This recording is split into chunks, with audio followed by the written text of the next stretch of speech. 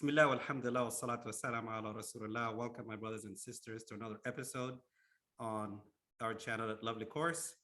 Today, we're going to be talking about fasting.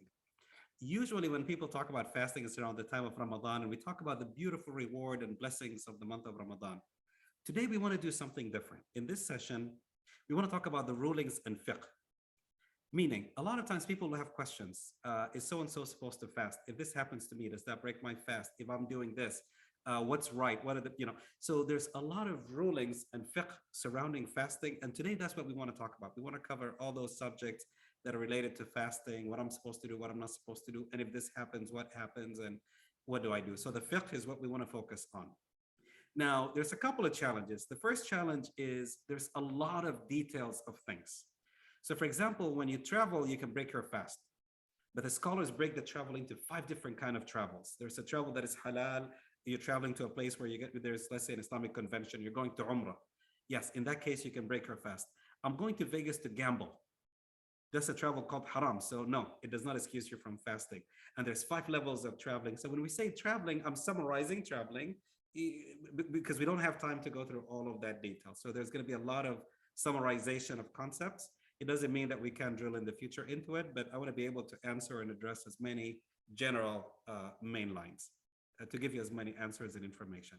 The second thing is some subjects, there are difference of opinion.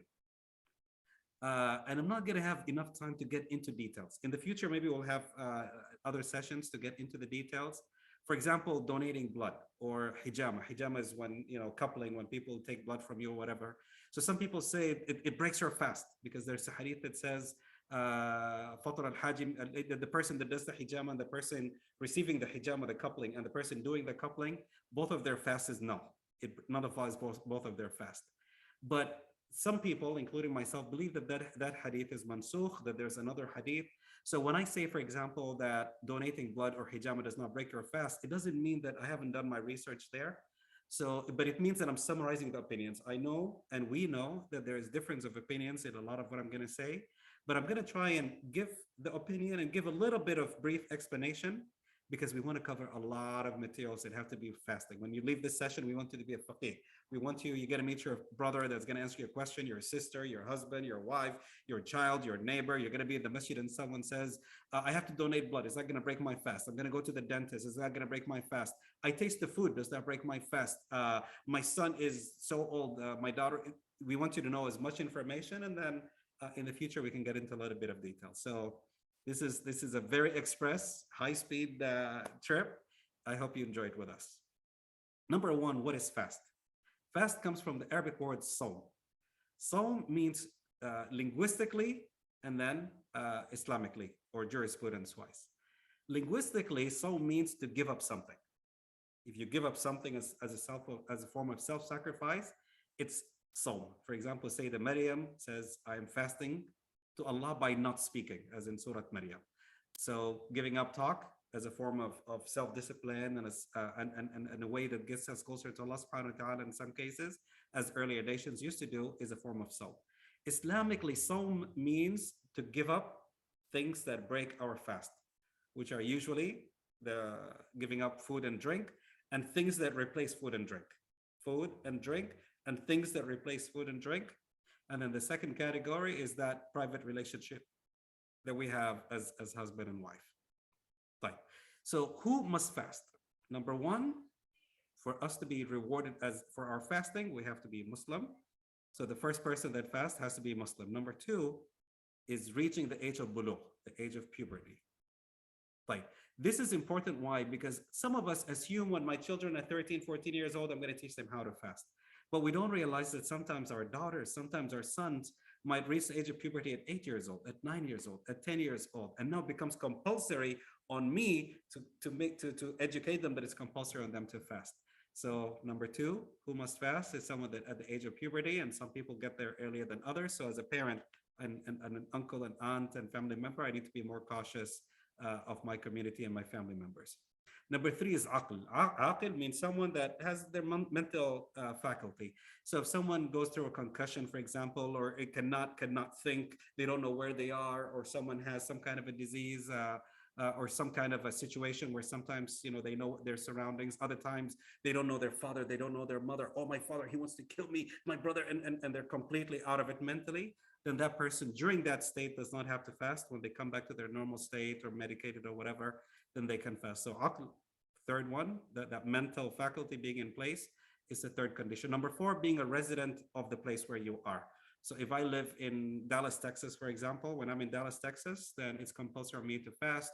If I travel to New York City for the weekend, then the time that I'm traveling, it's not compulsory on me to fast. It's optional for me. So I can fast or I can break my fast depending on the situation that implies, but it's not compulsory when you're traveling out of your vicinity. Number five is being capable of fasting, which means health wise. For example, if someone is sick, and again, the word sick is a general word. Sometimes you have a little headache, you have a little whatever. That's not what's one normally meant by sick. Sick is something where sometimes you have to take medication, or sometimes it's going to weigh very heavily on you. So in cases like these, for example, you don't have to break your fast. You have the option to break your fast. Also, in the case of women where they're going through that time of the month, their menstruation period, then they are permitted. Actually, they have to kind of break their fast. And this is a blessing from Allah, because let's say it happens at 3 o'clock, about Asr time. So from Fajr until Asr, she's fasting, and she's blessed and rewarded by Allah for giving up food and drink. And at 3 o'clock, that starts, the time of the month starts. Now she's rewarded and blessed by Allah for eating and drinking. And it shows the mercy of Allah subhanahu wa ta'ala, and that Sawm is a form of mercy from Allah subhanahu wa ta'ala, not something that's supposed to weigh heavily upon us.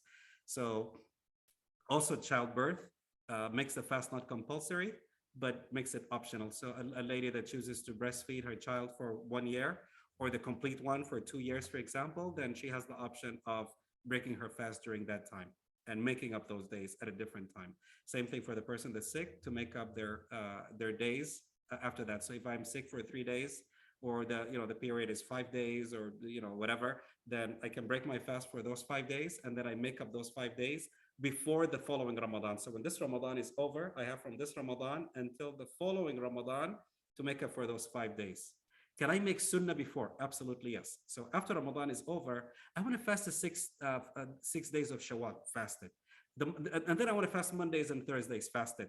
But you don't have to make up those 5 days until the following Ramadan. So I have almost a whole year or 11 months to make up those 5 days. And if there's any sunnah that you want to fast before that, or nafila, or the day of Arafah, or whatever, you're more than welcome to do that as well. Okay. Like, now the types of fast. There's different kinds of fast. Number one was we call as-sawm al-wajib, compulsory fast that we have to fast. And there's two kinds of compulsory fast. The first one is what we call wajib bishara. Shara means Allah, the Quran, made it compulsory upon us. Which one is that? That's the month of Ramadan. Allah in the Quran said, Kutiba alaykum, it's compulsory upon you to fast the month of Ramadan. There's another one that's wajib bil mukallaf. Mukallaf, me as a person, I make it compulsory upon myself. What does that mean? Okay. Number one is nadr. Nadr is I swear to Allah, I say, Allah, my son is sick, and if you heal my son, I will fast 3 days. Number one, we're not supposed to make nadr. As Muslims, we're not asking of a stingy God, the way you have to bargain with him. God, if you make my son good, no. Fast your days and pray to Allah. But you don't need, it's not a contract. Allah is not stingy. Allah doesn't need your fast. No, he's generous and kind. So you make your dua and you pray. And if you want to fast, you fast for what you need. But you don't make a condition. It's not recommended. But if I make that condition, I say, Allah, if you heal my son, I will fast 3 days. And immediately my son is healed after I fasted 3 days. After I made the dua, then I have to fulfill that nadr. So that becomes compulsory on me. The other one is al-kafara. Kafara is there certain things when we break certain promises or break certain rulings, we have the option of fasting. If I swear by Allah that I will do this and I don't do it intentionally, then I have to fast X amount of days. That makes it compulsory upon me. The third one is qada. Qada, if I don't fast X amount of days in Ramadan, let's say 5 days, then I can fast those 5 days anytime after Ramadan. The second thing is sawm tatawwu. So we talked, there's wajib, there's compulsory fast, then there is tatawwu, there is voluntary fasting.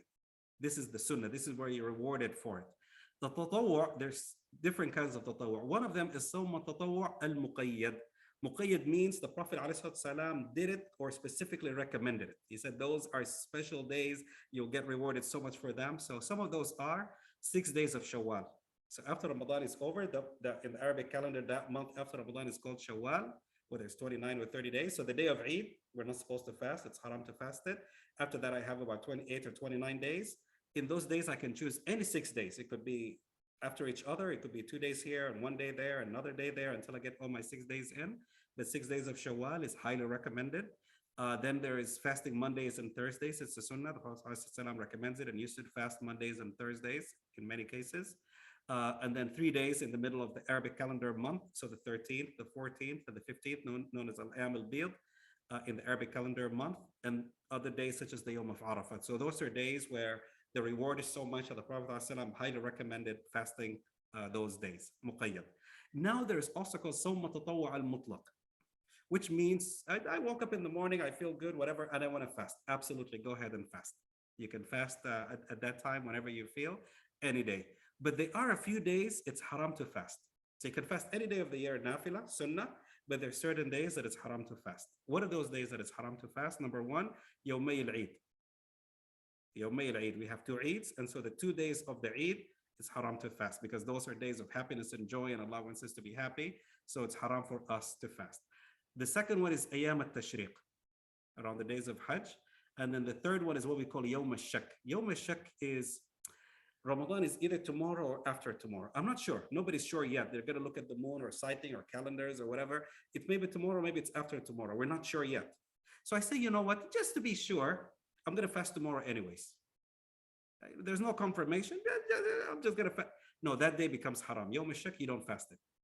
If we know tomorrow is Ramadan 100%, we fast it. If we're not sure, you don't fast it. Allah subhanahu wa ta'ala makes it very easy upon us. So that day of doubt, shak, we don't have to fast it. Like, how do we know the start of the month of Ramadan? Again, like I said, there's a lot of discussions, but we're trying to summarize those discussions. So as we're summarizing those discussions, I'm going to just give important points. So how do we know the start of the month of Ramadan? Okay.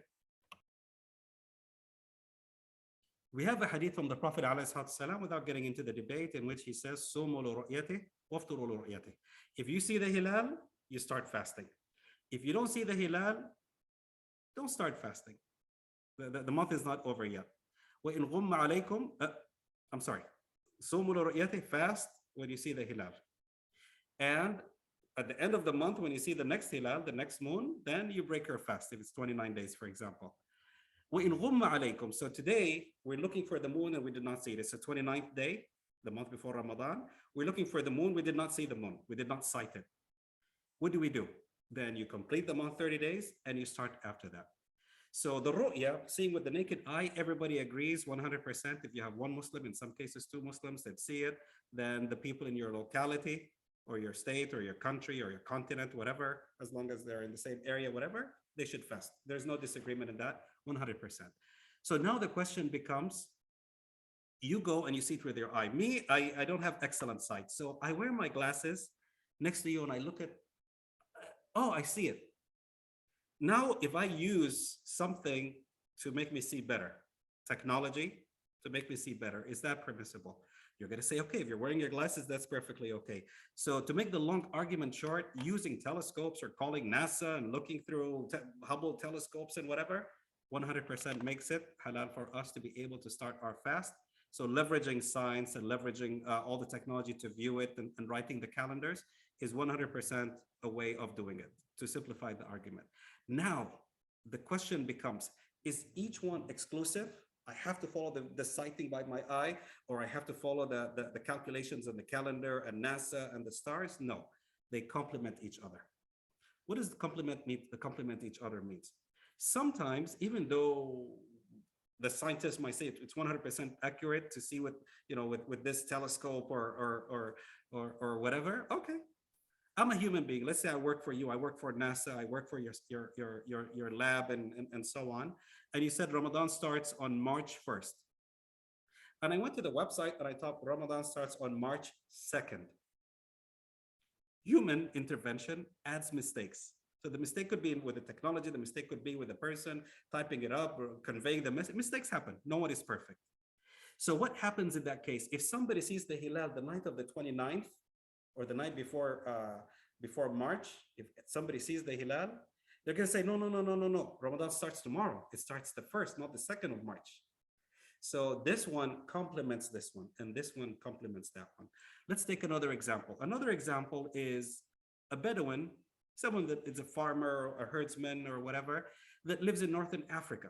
They travel there. There's no internet. There's no cell phones. There's no apps. There's no communications or whatever. They're living out there. And a little child over there can read the moon. They can look at it and say, oh, Gamar 15, this is the 15th day of the month. You see how big and beautiful it is? Or this is the 29th day or 28th day. Tomorrow you'll not be able to see it. A new moon will be born. If you ask someone that lives in other areas, like here in the US, what are some of our children about a moon being born, they're going to be looking, what? There's a birth to the moon and it happens every month and there's a 15th day and we have no idea what that means. So that person that doesn't have a cell phone, that doesn't have an app, that doesn't have a calendar in front of him, he's a simple hertz person and he can see the moon and cite it for himself and say, Ramadan starts tomorrow. I did not see it. Ramadan starts after tomorrow. God bless you 100%. You follow your site, you and your community and your imam and your masjid, and you start 100% by citing. We have someone else that lives in the US. They have the app on their phone and the app tells them the calendar. Ramadan starts on this day. And the imam in the masjid says, we're going to follow this calendar. We're going to follow this location. We're going to follow this citing of this organization or this technology or whatever. 100% follow that organization. They complement each other. There's no contradiction between them. Islam is meant to make things easier. Like Arkan al-Siyam. What are the pillars? Just like we have pillars of Islam, they are pillars of fasting. What are the pillars of fasting? Number one is an-niyah. Number one is the intention. It's compulsory to intend fasting. Just like any good deed that we do pretty much, we have to have the intention. So when it comes to the compulsory fast, we're supposed to intend it. We're supposed to have the niyah. The niyah for fasting is not spoken. I don't have to come in on the second, before Fajr prayer on the second day and say, no, wait till I intend to fast the second day of Ramadan, for the sake of Allah subhanahu wa ta'ala in accordance to, no. The fact that you're doing sahur, the fact that you're praying tarawih, the fact that, you're preparing your food and that this itself is the intention. That itself is the niyyah. So the fact that you intend to fast Ramadan, you walk in Ramadan, you're reading your Quran, and you're following the word of Allah subhanahu wa ta'ala, that's your intention. It's not something that has to be spoken. But if I am doing qada, I'm making up a day for Ramadan, for example, or I'm fasting something that's compulsory, remember, I have to make that intention. So compulsory fast, generally speaking, you have to have the intention to fast that day. Why do we say that specifically? We say it because the sunnah is different. The sunnah, if it's a Monday and I want to fast on a Monday, I don't have to come before Fajr and say I intend to fast. Let's say after Fajr, I didn't eat, I didn't drink, I didn't have any private relationships with my spouse, and I slept after Fajr until 10 o'clock. I wake up 10 o'clock and, I feel good, I'm not hungry.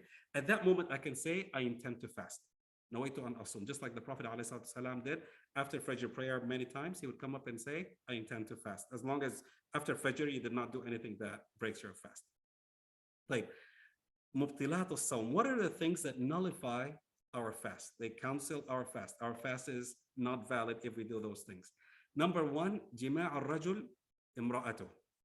It's that private relationship between the husband and the wife. When the husband has sexual relations with his wife during the day of Ramadan, which means from Fajr to Maghrib, then that is one of the things that destroys your fast. Actually, this is one of the worst things that you could ever do, that destroys your fasting and nullifies your fasting completely.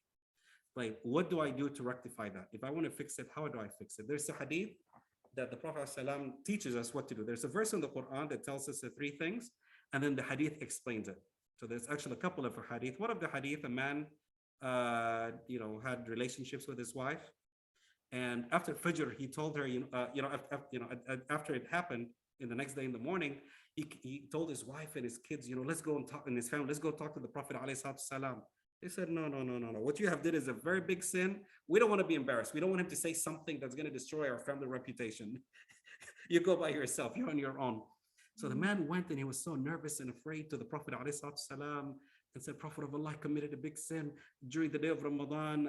I had relations with my wife. How do I fix this problem? And the Prophet ﷺ said, what's in the Quran? The first one is Itq Raqabah. Back then, they had prisoners of war, and they would serve in the house and so on. So if he said, if you have a prisoner of war, you can release them for the sake of Allah. He said, Prophet of Allah, I don't have anyone that serves under me from the prisoners of war. I'm not a guardian over any of them. So the second one, the Prophet ﷺ says, "Siyamu shahrayn mutatabi'ain." As in the Quran, it says to fast 2 continuous months. In the Arabic calendar, a month could be 29 days or 30 days. So if you're lucky and it's 29 and 29, or 29 to 30, or 30 and 30, basically 58 to 60 days, depending on the calendar month that you're fasting continuously. But that man, in the second option, in the order, he said, Prophet of Allah, I could even fast Ramadan. You want me to fast 60 days? I can't do it. So the third option in the order, as in the verse in the Quran, the Prophet ﷺ says that in that case, you have to feed 60 people, 64 people. He said, Prophet of Allah, I am the poorest man in Medina. If you look at all of Medina, I'm the poorest. How am I going to feed 64 people? I don't even have enough to feed myself and my family. So the Prophet ﷺ laughed and said, go to this house. This is the house of Sadaqah. This is where they give the charities, and ask them for this charity. And they got the charity, and he says, you take it, and with the intention of feeding, you feed your own family. And he shows the rahmah, the mercy of Allah subhanahu wa ta'ala, and the mercy of the Prophet alayhi salatu wasalam. So if someone has that relationship, more than likely it's going to be the second and third option, which is if they can fast 60 days, then that'll be a good thing. And if you're not capable of 60 continuous days without a break amongst them, unless it's a day that it's haram to fast, then the third option, which is the feeding the 60 poor people. Right. Next is mubtil. The second thing that destroys or nullifies or breaks our fast is al-akl wa shurb amdan, is to eat and drink intentionally in the day of Ramadan. All I can say is don't you dare do it. Not because of the sin. I mean, the sin, forget about the sin. It's a very big sin to intentionally go over one of the pillars of your faith as a Muslim. So I'm not even going to talk about the sin. I'm talking about the reward. I'm talking about the reward. That's why the Prophet ﷺ said, it is, if you were to break one day of fast, siyamud dahr, if you fast 1 year or you fast a dahr your whole life, you'll not be able to make up for that one day. There's so much reward and blessings. If you fast your entire life, you're not able to make up for that one day. So don't dare. I'm not even going to talk about this one. Shame on you if you think of breaking one day of fast. Yeah, this is, you can't miss it. It's like someone coming and I say, I want to write you, someone says, I want to write you, Bashir, a check for $1 million or $10 million. And I say, you know what? I'm not going to go. And you know that I have bills and I even can't pay my rent and I can't pay this. And I'm like, $10 million check. And I'm like, I don't want it. You're like, are you stupid? What's wrong with you? So I don't even want to touch the subject of breaking our fast intentionally, because we're not going to do it, inshallah, no matter what. Next is inzal al-mani bikhtiyarih. So if semen comes out by choice, that I choose to ejaculate or stimulate myself and release it intentionally. If it happens unintentionally, so someone is sleeping and they have a wet dream, that does nothing to your fast. But if someone does it intentionally, then we do the qada. We fast the days to make up for those days, but there's no kafara. You don't have to pay anything or feed anybody or whatever. You fast those days, and of course you have to ask Allah subhanahu wa ta'ala for forgiveness. Right. Number 4 is al-qay amdan.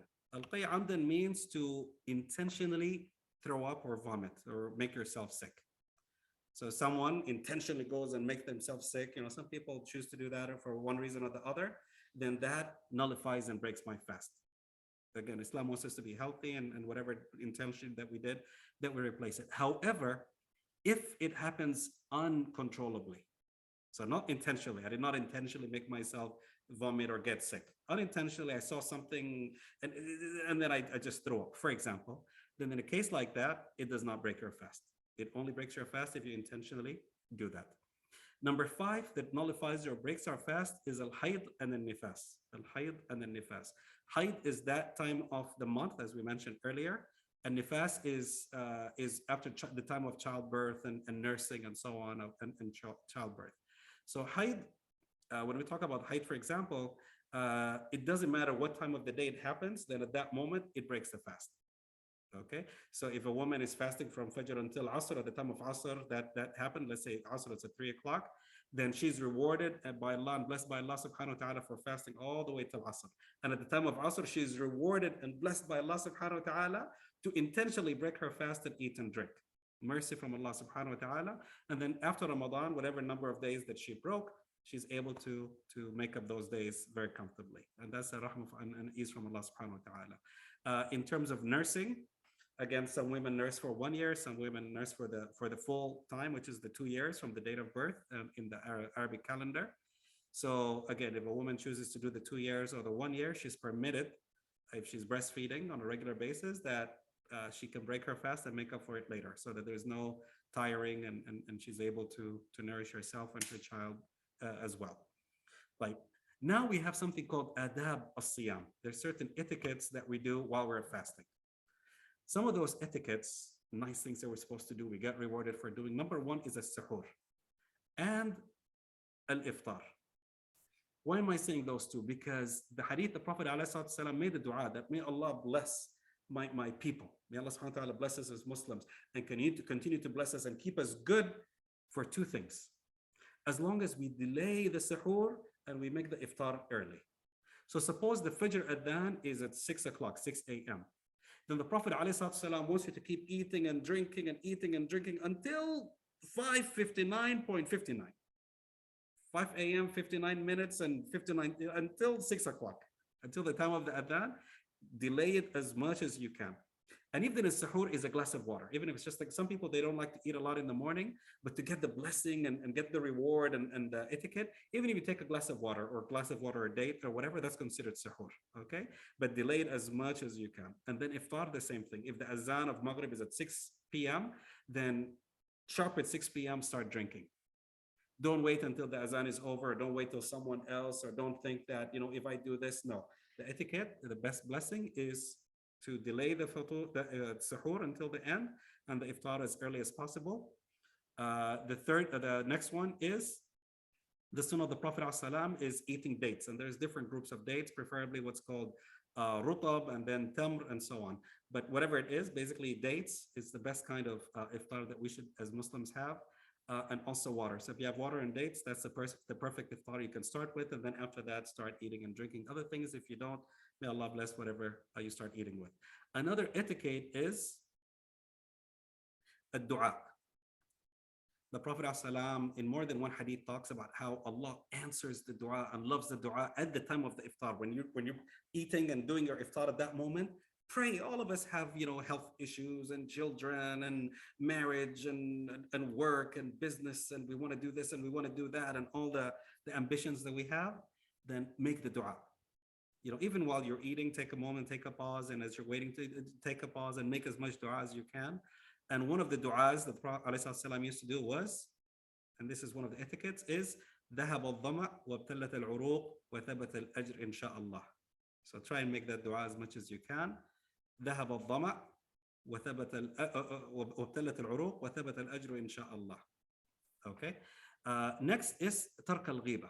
The Prophet ﷺ mentions a number of things that if you do it while you're fasting, Allah is sufficient. It doesn't need your fasting. In other words, stay far away from those things when you're fasting, and they all have to do with the tongue.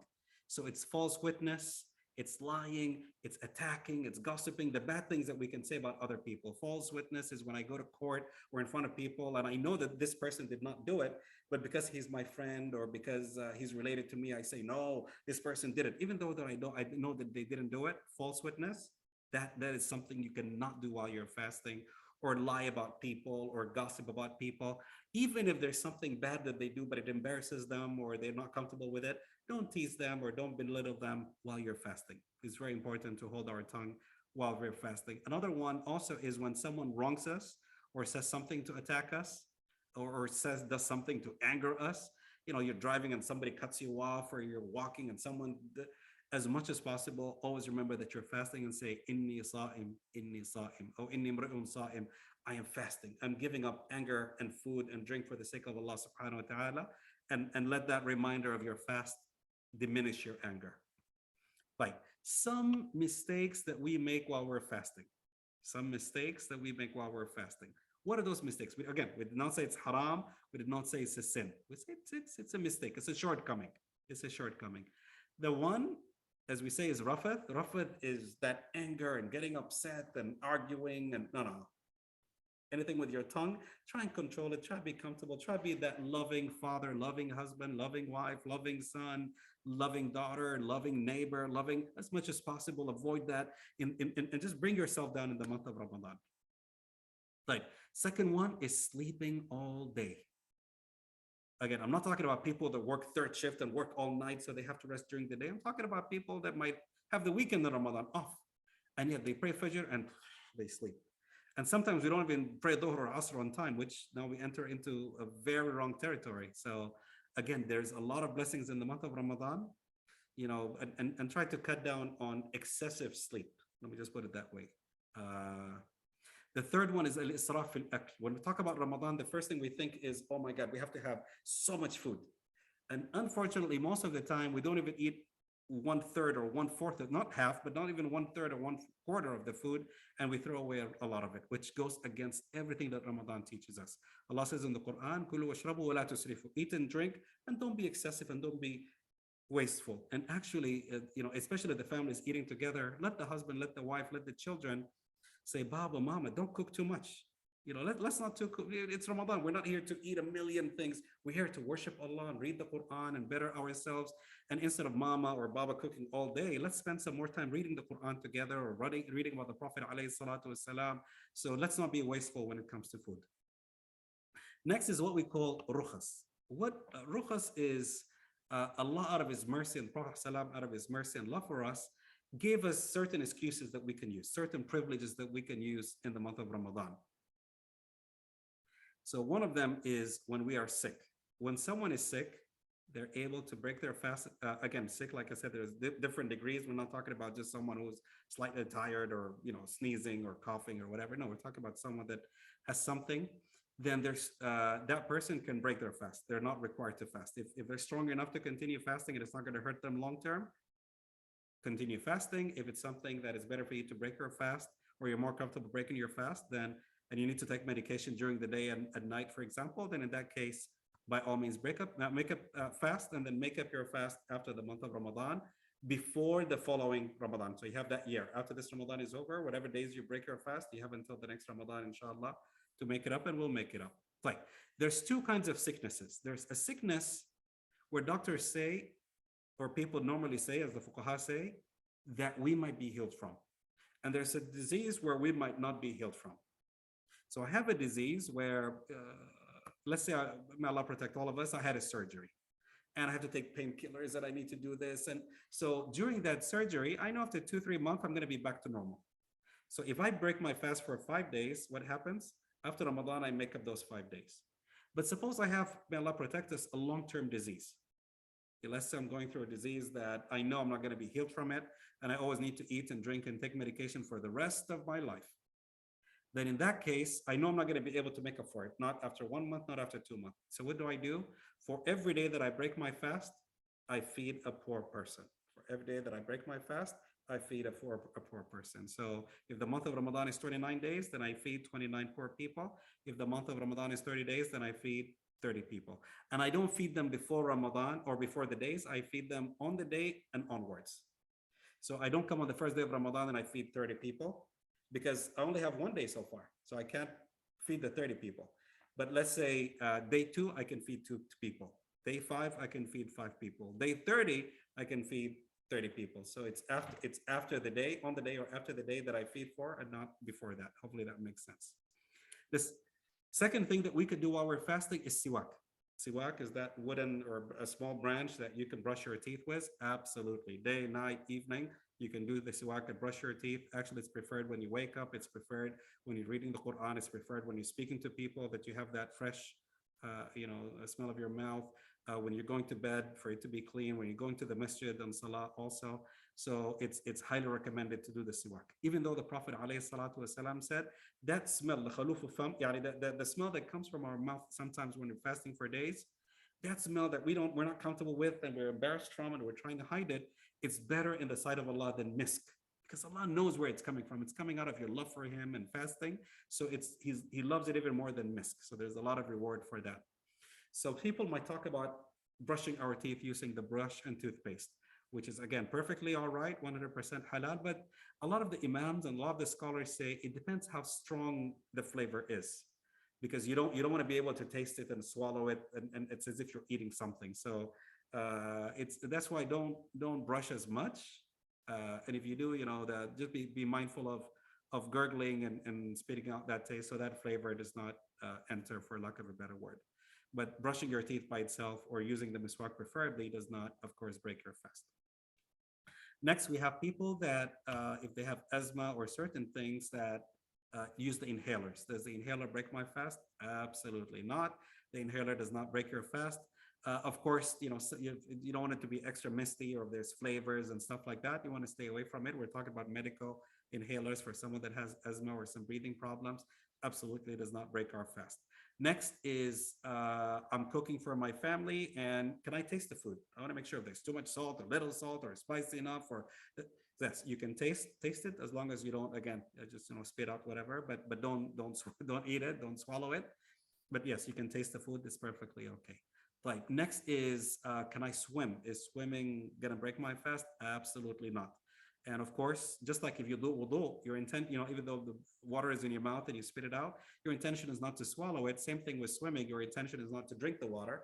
If an accident, incident happens where you swallow water, it's not your intention.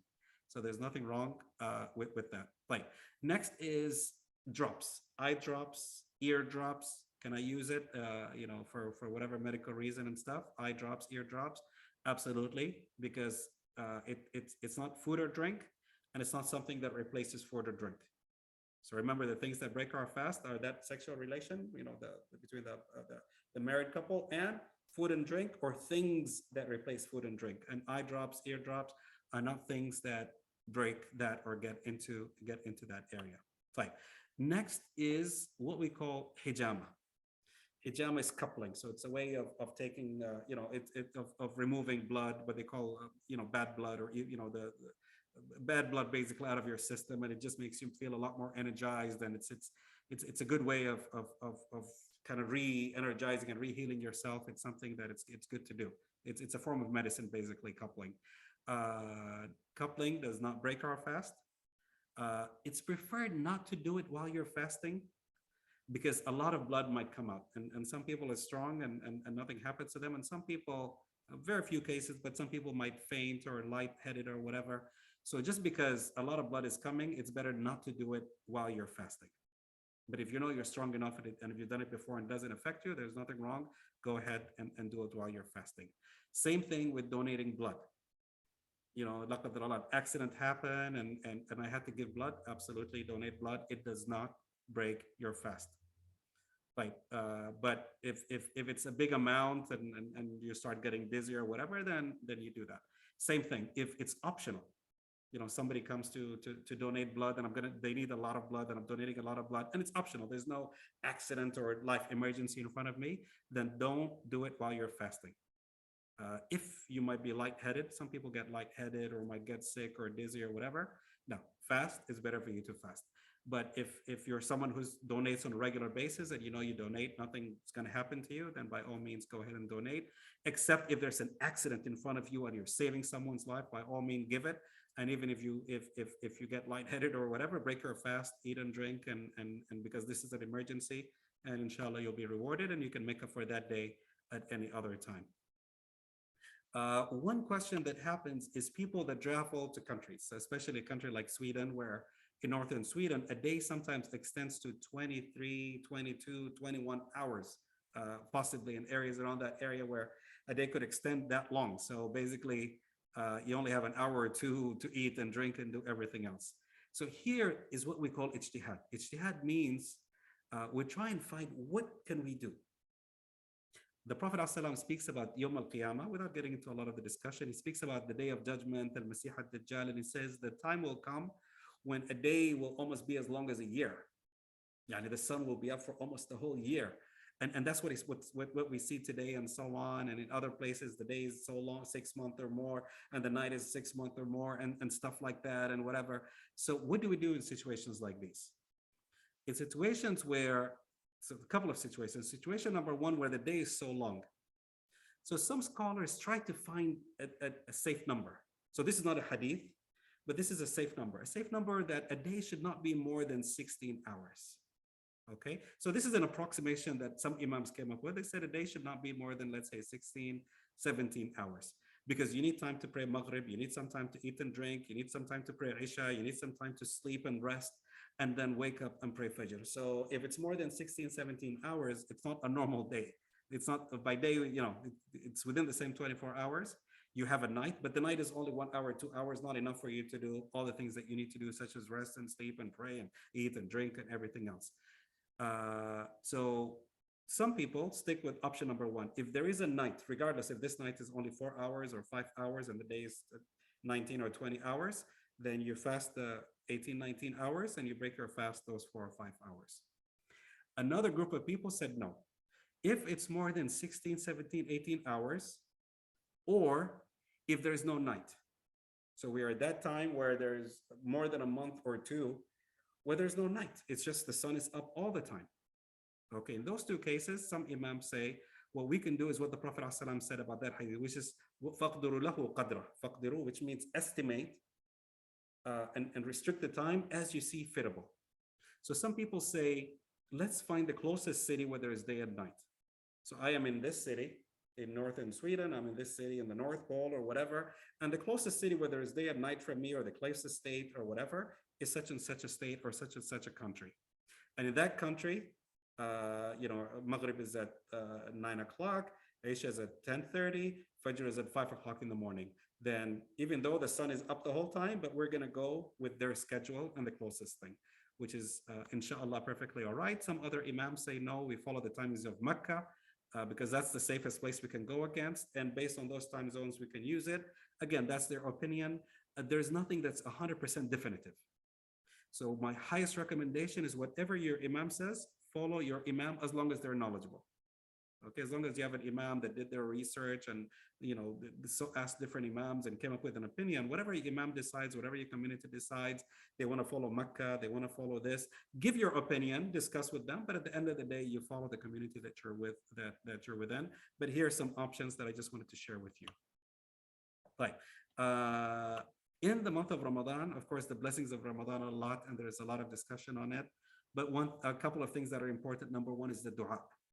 When you're fasting, you are very close to Allah. The whole time you're fasting, from Fajr until Maghrib, Allah loves you so much because you gave up. In the hadith, it says that he's glorifying himself in front of the angels and saying to the angels, look at my servant so-and-so. She's giving up her food and drink for me. Look at so-and-so. He's giving up his food and drink for me. He's so proud and happy of you. So at the whole time when you're fasting, number one, pray and ask Allah as much as you can.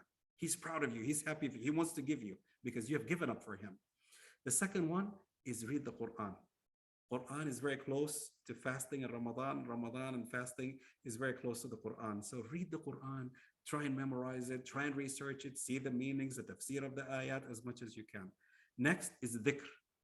Dhikr is always remember Allah. You can have a masbaha, you can do it with your hands, but always mention Allah as much as you can. Pray on the Prophet ﷺ as much as you can. Say astaghfirullah as much as you can. When you wake up, there's certain adhkar, certain dhikr that people say after Asr or Maghrib. There's certain dhikr you say in the evenings. When you walk into your house, there's certain dhikr. When you go into the masjid, there's certain dhikr. Memorize it, study it, and keep saying those adhkar as much as you can. Silat al-Rahim, a relationship, especially with your family. Okay, we cannot be a good Muslim if I haven't spoken to my father or mother in so many days, if they're alive. If they have passed away, I cannot be a good Muslim if I haven't made dua for them every day in my salah. So make dua for them if they have passed away, that Allah showers His mercy upon their graves and give them al-firdaus al-a'la. And if they're alive, call them, visit them, talk to them, make them laugh, give them kind words. Some of us, we want to talk about the bad things that happened to us, to our parents. You won't believe what my kids did. You won't believe what happened in my workplace. No, they suffered their whole life to make you happy. Now that they're older and you're older, show them the happy side. Give them the happy side. Don't share with them just the bad stuff and so on. And of course, once we talk about Ramadan, there's a lot of beautiful things such as Laylat al-Qadr and the Taraweeh and the Qiyam. that we can do. May Allah subhanahu wa ta'ala bless you and bless your families. I think there's a couple of things maybe that I missed. I just want to go back about them, things that are permissible to do while we're fasting. So a husband, for example, can I, as a husband, kiss my wife? The answer is absolutely yes. You can kiss your wife. You can touch your wife as long as there's no inzal, as long as you can control yourself and nothing is comes out of you in the sexual sense, then it's 100% halal. But you try and avoid it or minimize it so that you're not tempted into it. But kissing, absolutely yes, does not break your fast. Smoking and vaping, absolutely. And smoking and vaping, you shouldn't be doing. Shame on you. If you smoke and vape, you shouldn't be doing it out of Ramadan. So Ramadan and in the day of Ramadan, no, no, no, no, no, no, no. We need to have a side conversation if you smoke, okay? Ramadan is the time for you to be healthy and strong. So don't even dare ask that question, but dare ask, how can I lose weight? How can I be healthy? How can I be stronger? And all the positive things that you could do with your health. Allah bless you to be very healthy and strong. Don't destroy your health by smoking or vaping and doing those things that are just gonna make us worse. Like, if I go to the doctor's office, injections, the only exception is meal replacement. So if someone is in a hospital, they can't eat and drink, sometimes they give them certain nutrients. So those nutrients, it seems most likely that will break my fast. So if I'm giving those nutrients, no, consider yourself broken your fast and make up those days after the month of Ramadan. However, normal injections, so anesthesia injections, no, does not break your fast. You're going in for MRI, whatever, and sometimes they give you certain things in your blood or whatever, does not break your fast. So other injections normally do not break our fast, okay, as long as they're not meal replacements, to simplify the concept there. Fine. I went to the dentist and they did, clean my teeth and some blood came out, or maybe I swallowed something. The most important thing is it's not intentional. You try and whatever, and every so often you spit and whatever, the doctors allow you to do that, the dentist, and so on. So you try and keep your mouth clean, but there's nothing wrong going to the dentist and getting your checkup. And if by mistake something happens, Allah does not hold us responsible for our mistakes. As at the end of Surah Al-Baqarah, where he says, the Sahaba says, رَبَّنَا لَا تُؤَاخِذْنَا نَسِينَا وَأَخْطَأْنَا. Allah do not hold us responsible and punish us if we forget or we miss something. And Allah subhanahu wa ta'ala says, surely if it's by mistake, I will not hold you responsible or punish you for it. So that's the case with it. Hopefully you find this informative. Hopefully we've answered a lot of your questions. Hopefully it's valuable. Again, a lot of us are looking for a quick answer. Hopefully this is a quick answer, but some of us are looking for the proof and the verses and whatever. And inshallah, in the future, we'll take each one in more detail. But I just wanted to have everything summarized into one episode where people can look at it, reference it quickly, and share it with their friends and family members, inshallah. May Allah subhanahu wa ta'ala bless you. May Allah subhanahu wa ta'ala accept all of your good deeds. And if you're fasting, I beg you to please include me in your dua, as I will pray for you and your families, that Allah bless you, bless your families, and all of your loved ones, inshallah. ربنا آتنا في الدنيا حسنة وفي الآخرة حسنة وقنا عذاب